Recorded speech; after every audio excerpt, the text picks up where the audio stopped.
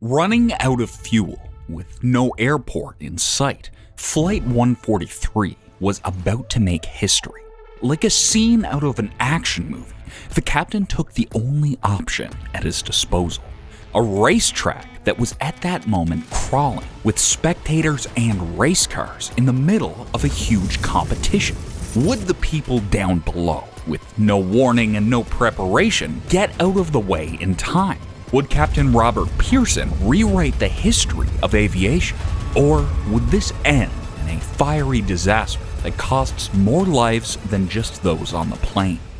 Welcome to the story of Flight 143, also known as the Gimli glider, and the minor miscalculation that led to an unstoppable streak towards the ground. A day before this highly unusual flight, the Boeing 767 went in for a general maintenance check. The engineers found that the fuel quantity indication system was faulty, so they removed the mechanism.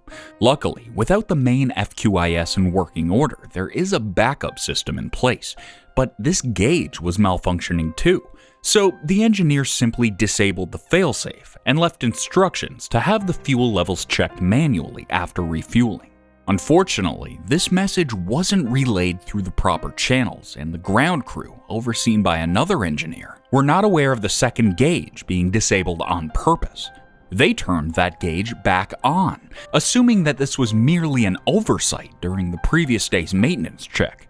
Now, here you'll probably notice that there are too many players on board, and none of them are communicating with each other at all. A maintenance team, a ground crew, and the pilots all operated on separate assumptions, and no one was double-checking with anyone. Captain Robert Pearson was instructed by the original maintenance team to check the fuel levels with a dipstick, just to make sure, and he did that just before they loaded up the 61 passengers and 7 other crew members. But here's where the third mistake occurred. To calculate the level of fuel and convert it to volume, the pilot measures how full the tank is in centimeters, then converts it to liters, and then figures out how many extra kilograms of fuel the plane will carry. This is already a rather complicated affair, but it was even more complex in this particular instance. The airliner, Air Canada, was in the beginning stages of converting over from the imperial system of measurement to metric. And the Boeing 767 was, at the time, the only plane on the entire fleet that ran on the metric system. Simply put, Captain Pearson calculated the amount of fuel he needed based on the imperial system, both out of habit and because he hadn't been trained to do otherwise just yet. And neither were any of the other technicians or engineers who double-checked his calculations. Using this conversion formula, they added only 22,300 pounds of fuel into the tanks, instead of the 49,179 pounds they actually needed to make the flight from Montreal to Edmonton. They had less than half of the fuel that they needed for the trip, and that blank fuel indication screen on the dashboard wasn't of much use to them. After takeoff, which went smoothly enough, 143 landed in Ottawa for a brief layover at 6:30 p.m. Ironically, the fuel was checked by the ground team there, who made the exact same miscalculation that was made back in Montreal. The plane was not topped up because, well, according to several people's calculations, they had more than enough fuel to make it to Edmonton. Captain Pearson and his co-pilot, Captain Maurice Quintal, started the engines and took to the skies again at 7:10 p.m. and headed for Edmonton. They now only had 20,000 pounds of fuel left in the tank. Just when they passed over Red Lake is when 143 started to struggle. Alarms went off in the cockpit, indicating that fuel pressure was off in the left wing's fuel pump. Pearson, assuming that this was simply a malfunction connected to the greater issue of the FQIS system's issues, switched the alarm off. But just seconds later, another alarm blared from the dashboard, this time giving them the same warning for the right side's fuel pump. Again, Pearson switched off the alarm. He still believed that it was simply a faulty reading, but he wasn't going to take any chances, so he called into air traffic control to request an emergency landing at Winnipeg, just 120 miles away from their current location. As soon as he made that call to ATC, at exactly 8:20 p.m., the left engine went dead. At 8:21, with barely enough time to prepare a one-engine landing, and already having dropped 35,000 feet, the right engine stopped working too. The silence was deafening. Neither engine was running. The lights went out. The majority of the flight controls became instantly inoperable, and half of the dashboard went completely dark. Except for the radio that still worked and the meager light from outside, Pearson and Quintal were completely on their own and gliding silently through the air, thanks only to the aerodynamic design of the aircraft.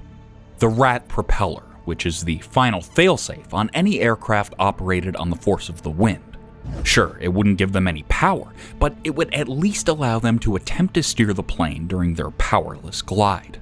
Pearson called in a mayday for the closest possible landing available in the immediate area and instructed the flight attendants to prepare the passengers for an emergency landing. The moment they got confirmation to land at Winnipeg, Quintal was the first to realize they weren't going to make it. It was just too far. But he had a stroke of genius, suggest heading to Gimli Air Force Base in Manitoba instead. As luck would have it, he'd served there years earlier, before it shut down, and that knowledge turned out to be perfectly placed. Of all the co-pilots who could have served on Flight 143 that day, it just happened to be Quintal. But that's where their luck ran out. The base had been turned into a racetrack since Quintal's military days. Not only that, the original runway had been split in half by a fence line, and at that very moment there were cars and crowds of people at the track. And as a final cherry on the cake, they were too slow and too far to make it to Winnipeg, but they were too fast and too high to make it to the track. The track was their only option, and Pearson could only do one thing to make it there with any chance of survival, and that was to implement a slip maneuver, normally utilized for much smaller aircrafts to bring down their speed and elevation without the help of functioning engines. If Pearson was going to do this, then there wasn't going to be any second chances. It was now or never. With no way to warn the scores of people down below, Pearson dropped the landing gear, dipped the plane's nose down, and prayed for a miracle. As they approached, they could see crowds of people falling over each other to get out of the plane's way.